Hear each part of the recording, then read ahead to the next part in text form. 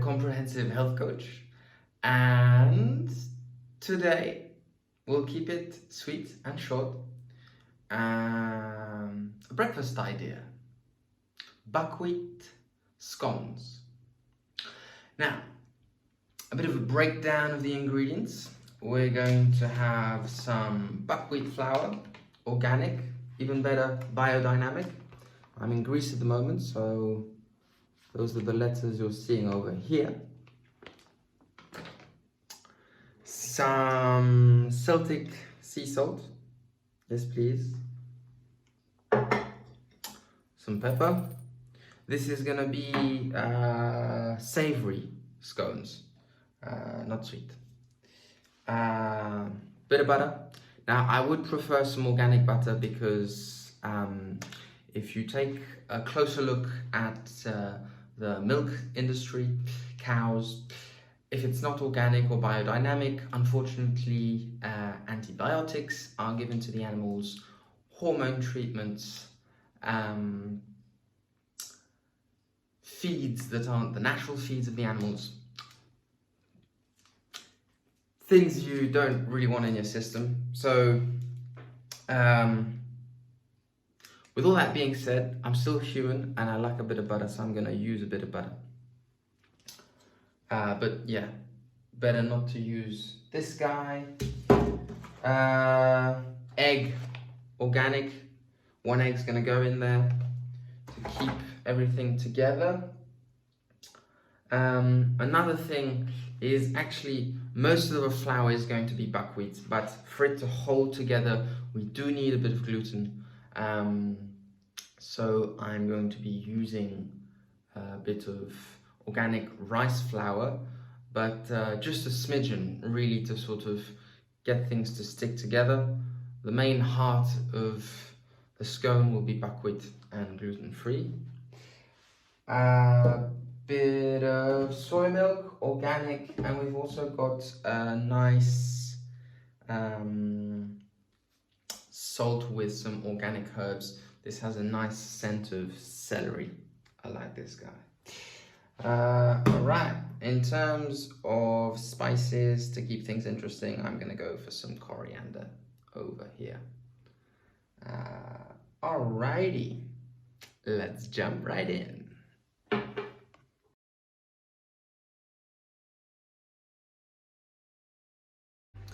Alright, so the first steps of the recipe is preheat the oven to 235 degrees Celsius and what's that in Fahrenheit? Can't remember. I'll put it in the subtitles, I guess. Alright, and also the butter, because we're gonna be freezing butter. Let's find out why. And now for the special move, butter. We want to end up with like pea-sized bits of frozen butter in the paste, not the paste, you know what I'm talking about, you know when the flour gets wet enough and it's like the pastry, anyway, it doesn't matter, whatever. You know what I'm talking about. So what we want is pea-sized frozen bits of butter, because if it's not frozen, by the time you've worked the dough is the word, by the time you've worked the dough, this guy will have melted, and it basically comes out of the flour onto the baking tray and it doesn't stay inside. So you're sort of losing the butter. So the trick is we're gonna cut this like enough into little bits and then put it in the freezer. So here we go. So I got like this much flour, and I'm a visual kind of guy, so I'm thinking how much flour, okay, and then, you know, I want evenly spread pea-sized pieces of butter. Pea-sized pieces of butter. And that was a mouthful. All right, so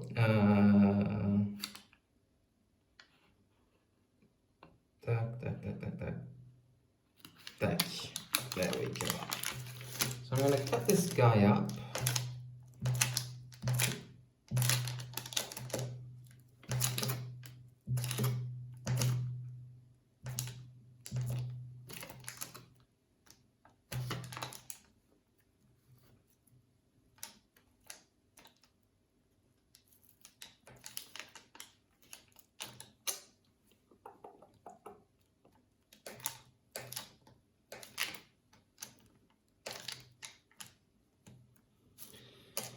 La la la la la la la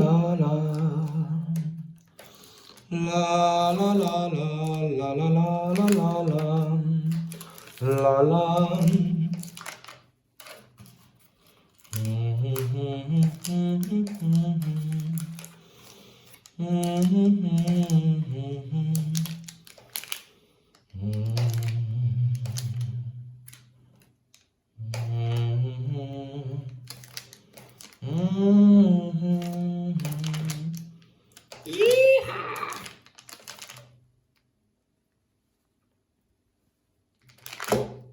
Maybe that's kind of good enough for now. Can always cut it later frozen. A bit harder to do, but still doable. Alright, that's that. And now place bits that are cut up here, and this is gonna go into the freezer.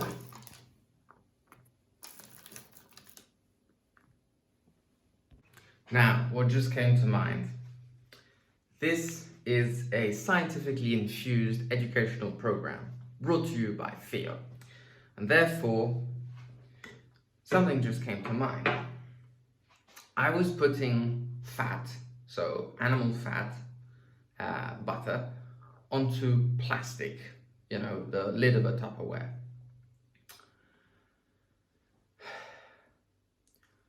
The chemicals in plastics are lipophilic. They are attracted by fats. So usually, I really don't like buying oils in plastic bottles. Please don't do that. Please don't do that. Okay, that's one idea. The other idea is heat. Now, when things get heated up, molecules get more excited and exchanges between compounds becomes easier. So I was thinking, you know, do I want to put this butter on the plastic for the show? But in my life, I do it too. I avoid that stuff just because I know that, you know, the chemicals in plastic, you don't want that in your body. They're attracted by fats, and some fats we eat, right? On the other hand, that thing is going in the freezer, so it's okay, you know. Yeah. In the freezer, things move a lot less chemically, just because there's less thermodynamic energy around. So things move less, so there are less exchanges. Anyway, fun little zoom into the chemical world. Back to cooking. Okay. Also, from a financial point of view, we're kind of at a point of crisis. So buckwheat financially is quite an interesting choice because it's one of the cheapest grasses out there. So that can be good to know. Some salt. Alright, pepper.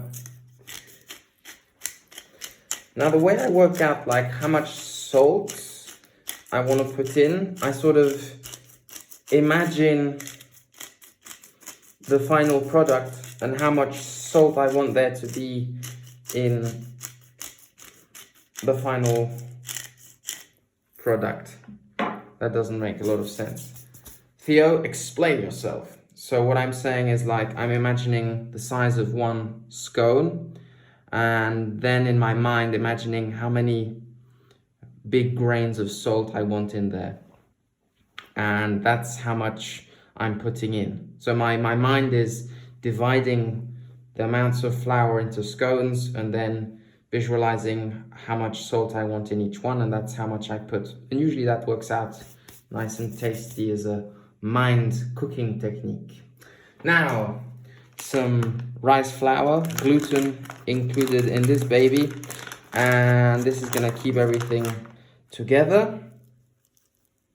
And again, I'm just thinking of keeping things stuck, and that's enough.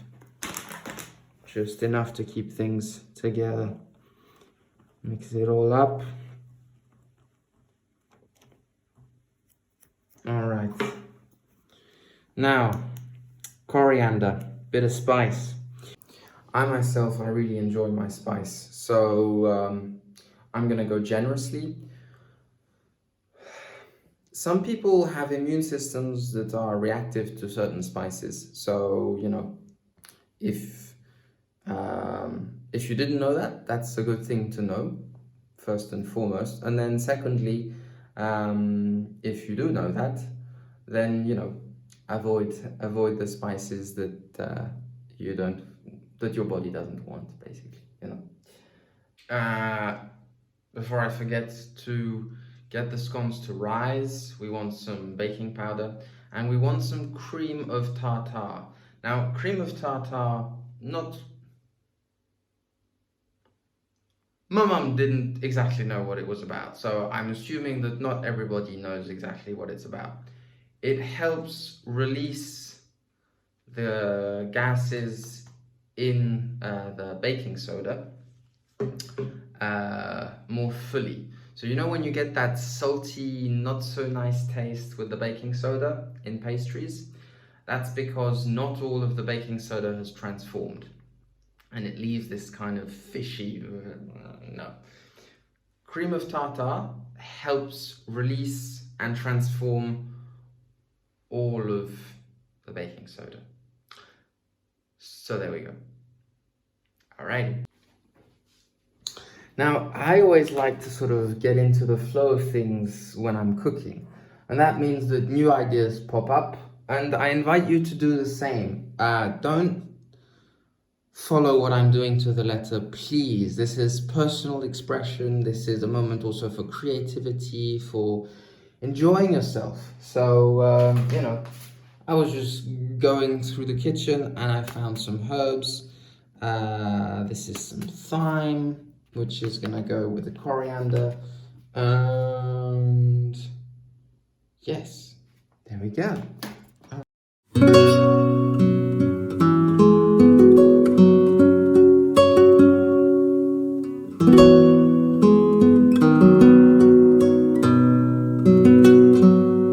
Right, so I'm gonna add some of this celery salt, just a touch, because I actually got enough of the salt that I want according to myself.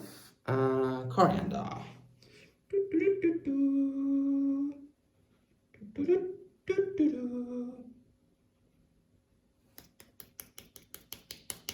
Okay. All right, I think that's, no, it's not. It's not all the dry ingredients. We want the baking soda. Now, baking soda, for this amount over here, I would go for, you know, 1 US teaspoon or half, which isn't much, to be honest. So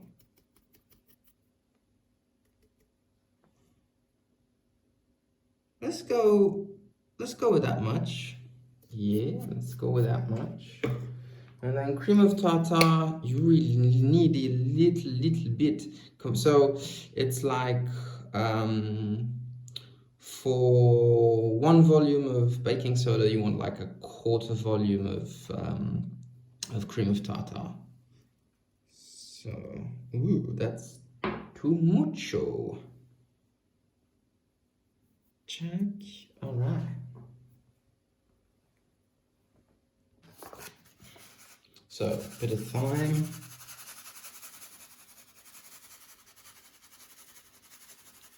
Tack.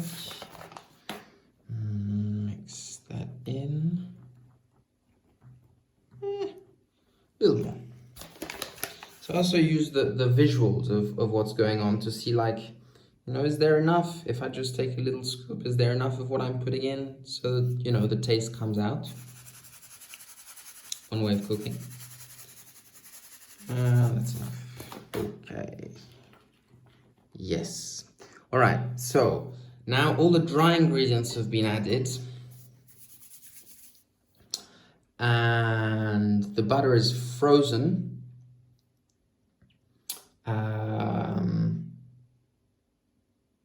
From a practical point of view, it's actually the right way to do it is to start with the butter, so that it has time to freeze.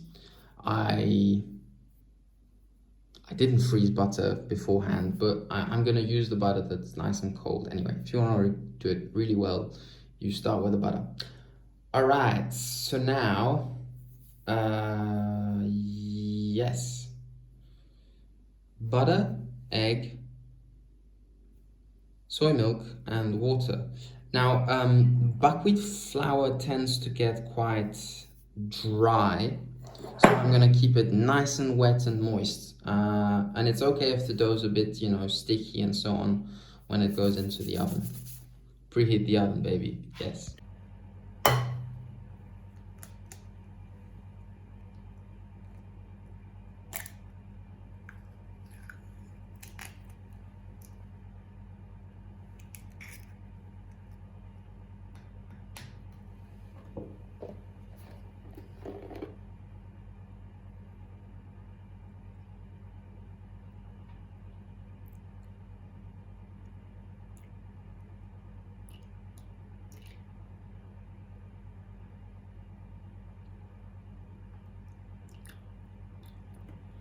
And yes, I like to have fun.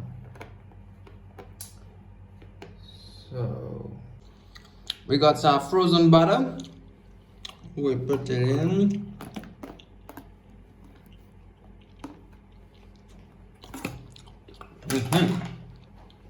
All right. Separate it out. I guess you could use a whisk. I don't know. I just kind of use the first thing that falls under my hand in the kitchen when I cook. So,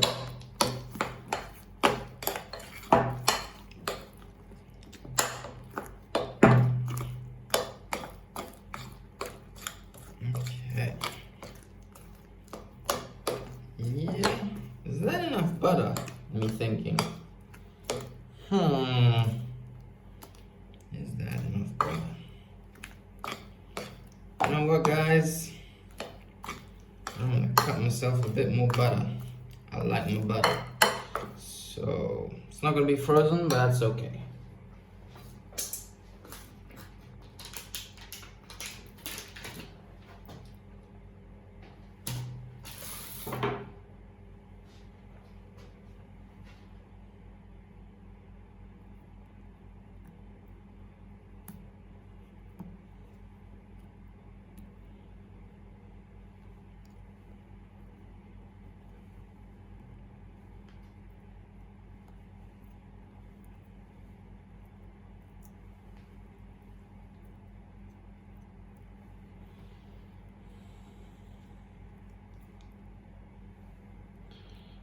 Feel like a kid playing with mud. Mud glorious, mud glorious. All right.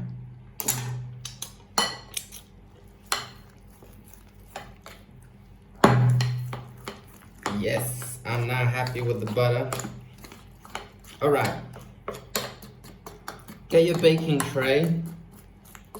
And we're gonna separate these dudes into scone-sized dollops. That tastes good, Baba.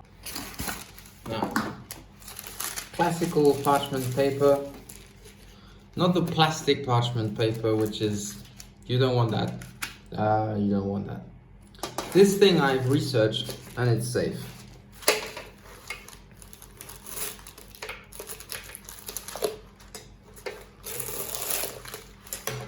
Yes.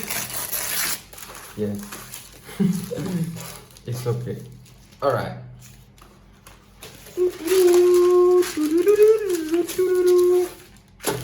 Okay. No. Yes. Okay. Right.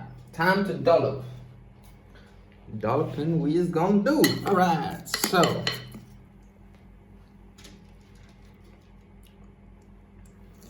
I'd go for a bit more generous. That's gonna be a nice one. All right. Guys, I'm getting excited. I'm resisting greatly just eating the pastry right now. Oh man, life is good. All right.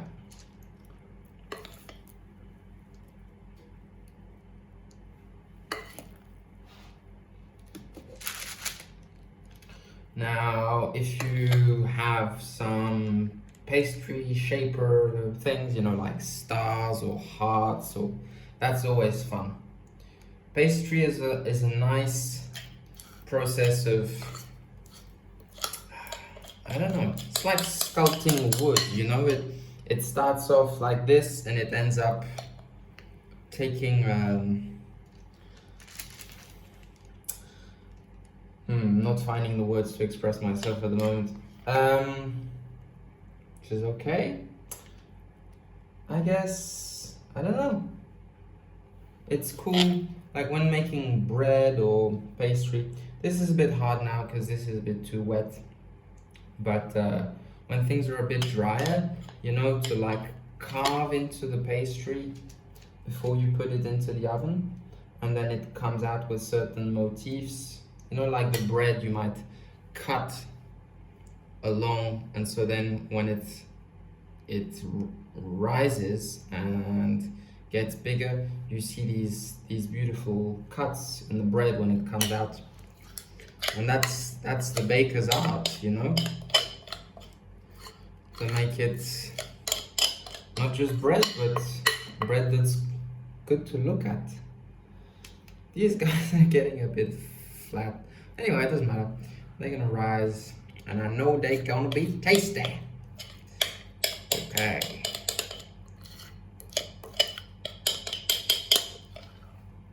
Which one wants more love? More love.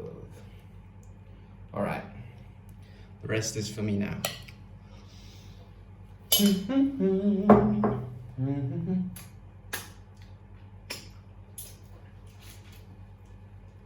So, in the oven we go.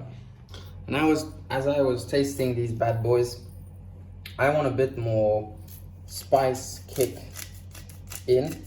So I'm gonna add a bit of pepper on the top over here. My oven, nice and hot, 235 degrees Celsius.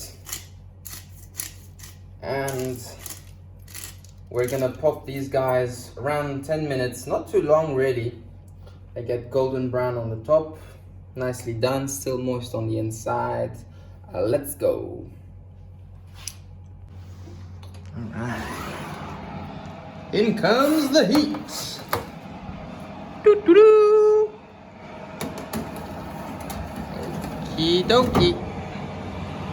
Nice one. Doo-doo-doo. Right, now let's check out these bad boys. Doo-doo-doo.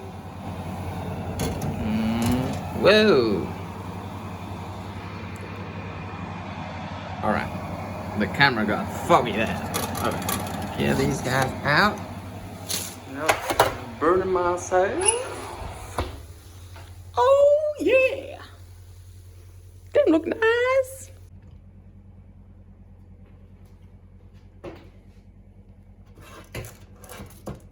Oh yeah, baby. Oh yeah, baby.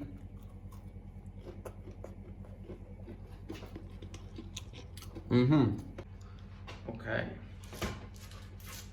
Crispy on the outside, nice and soft and hot.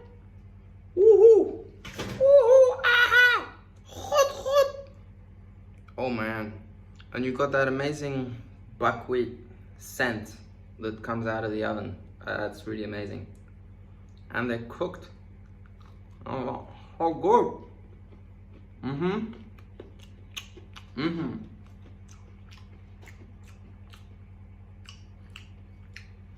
Buckwheat scone cookie savory thing. Creation, inspiration. So there we go. Organic buckwheat. Next time I'll do better and I'll get some organic butter. But all in all, this is nice. Enjoy. There'll be a link in the description for the full written out recipe, quantities and all, and cooking times and la la la. Stay healthy, stay safe, and enjoy life. Bye bye.